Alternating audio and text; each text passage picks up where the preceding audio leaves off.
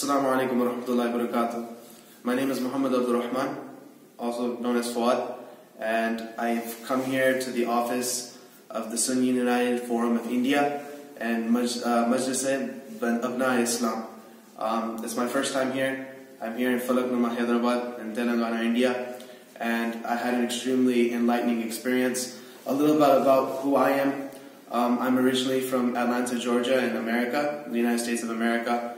And over there, I completed Hifz at the age of 19. I studied a couple of years at Georgia Islamic Institute. I did my Hifz there as well. And I'm also a graduate, a Bachelor of Science in Information Technology from Kennesaw State University, also located in Georgia in America. And currently have the occupation of an automation engineer.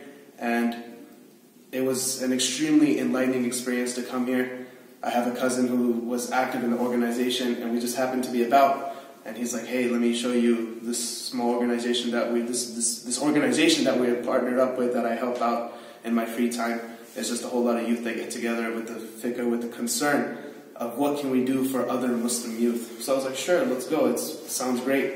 And I'm here today, sitting here, and one thing I've noticed and one thing I'd like to share is that the problems we are having within the Muslim youth in America are the same exact problems that Muslim youth are struggling with in India. Nothing has changed. And in light of that, it's an extremely heartwarming experience and feeling to know that globally we share the same problems, and at the same time we are globally striving for the same solutions. And this includes a variety of things.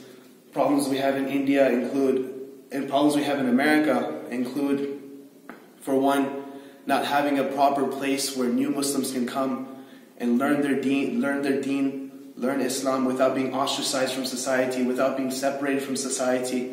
Often what we've noticed is that new people come into Islam and there's no proper system to introduce them, teach them the deen, teach them how to pray salah, teach them how to read Quran, teach them how to purify their own selves. There's no set foundation for introducing Islam to these new people. Another thing that is also happening is that we have a lot of Muslims, on the other hand, that are born into the religion of Islam. Parents are both Muslim, grandparents are Muslim. Their whole lineage back who knows how long is Muslim. But within this 21st century, they are leaving Islam. And the reasons why we found that some of these youth are leaving Islam are matters that could actually be easily addressed. It's a matter of doubt. Sometimes it's just a seed of doubt. Sometimes it's negative influence. Sometimes it's just not getting the right answers. Sometimes it's not having the community that supports you. And one thing I noticed is that this group, Sufi, the Sunni United Forum of India, along with Majlis Abna Islam, they are striving to achieve the goal of solving this problem. And that is something very heartwarming to know that the same thing me, my friends, my teachers, my community are striving to do in America. The same exact thing is reflected here in India. That people in India have the same concern for their youth, same concern for the future of the Muslim Ummah. Because in the end, the Muslim Ummah is in our hands. Allah subhanahu wa ta'ala isn't sending any more messengers. Rasulullah was the last messenger. And angels aren't raining down miracles for people to say, "Oh wow, God must exist." No. Allah subhanahu wa ta'ala has given us the opportunity and the responsibility of carrying on the banner of Islam. Carrying on this banner. And how it was done, we have to do it using the sunnah of Rasulullah, which was one of the most important sunnah that we forget in our life. In this world, we're constantly arguing about this, constantly arguing about that. But we forget that the greatest sunnah of Rasulullah was having a generous, clean heart for other human beings. And with this, one thing that's happened is that we have ostracized our youth. We have been too harsh on our youth, and we have not been addressing their concerns.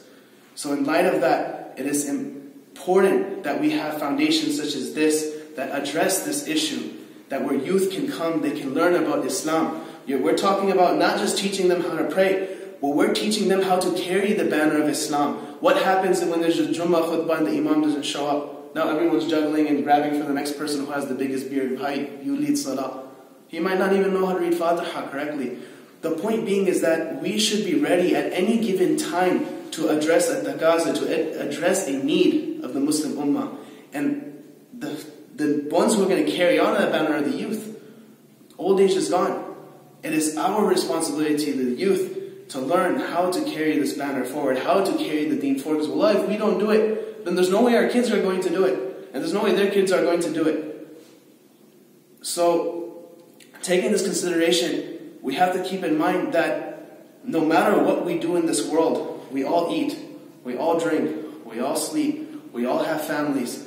But in the end, we're not just ordinary animals, we're not just Homo sapiens, we are Muslims. And we have the responsibility of not just surviving in this world, but building a foundation for ourselves, for our family, and for the Muslim Ummah in the hereafter. And securing that. We have to live our life conscious of the fact that I have to answer for my actions in the hereafter. And that I want to see my brethren with me in the hereafter. We have to develop this concern. And this is only going to happen if we ourselves participate. We open our heart to Islam, we open our heart to the opportunity of learning deen, and we take advantage of programs offered by organizations such as this, whether it be in America, whether it be in UK, whether it be in India, wherever it is, whatever local community you reside in, take advantages of groups like this, organizations like this, and the programs that they hold. Because wallahi, they're only looking out for you. And by looking out for you and looking out for me, they're looking after themselves. In the end, they're working for their akhirah. But now we have to work for ours. And to do that, we have to make sure that support is there. When Allah subhanahu wa ta'ala chooses certain people to lead certain tasks, it becomes our job to help them out. Just like Allah subhanahu wa ta'ala, when the Muhajirin were sent to Madinatul Munawwara, they became the Ansar, they became the helpers of those people who sacrificed everything for deen. So likewise, when we see the opportunity, we ourselves should make the mujahidah just like the Muhajirin. And when we get the opportunity, we should also provide the nusra, we should also provide the assistance, just like the Ansar. Because wallahi, our najat in the akhirah, our salvation in the hereafter is reliant on that fact. This organization offers an amazing amount of things. I was shocked. They're planning to build a facility for even poor people who may not have the means. Sometimes what happens, I've seen it even in America, a kid, he accepts Islam and he's kicked out the house, he has nowhere to stay. And then because of that, poverty is one of the most dangerous things. Poverty opens the door to crime. And so the last thing you want is a brother accepting Islam and then he ends up in jail within a week. Why? Desperation. So we need to have facilities like this one that cater to that group of need. They also are providing opportunities for women to learn. Remember that women are the mother of your children. They are the first madrasa for a Muslim kid. They say that for a kid, ta'aleem begins while he's still in the womb of his mother.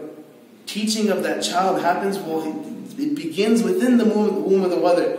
The mother doing pious things, intaking halal food. All these things play a role in the breeding of a proper Muslim. So now taking that into consideration, what happens when our women don't even properly know Islam, and then we expect our kids to become, Shaykh al-Alama, Shaykh al-Tafsir, Shaykh al-Islam of Hind? It's not going to happen.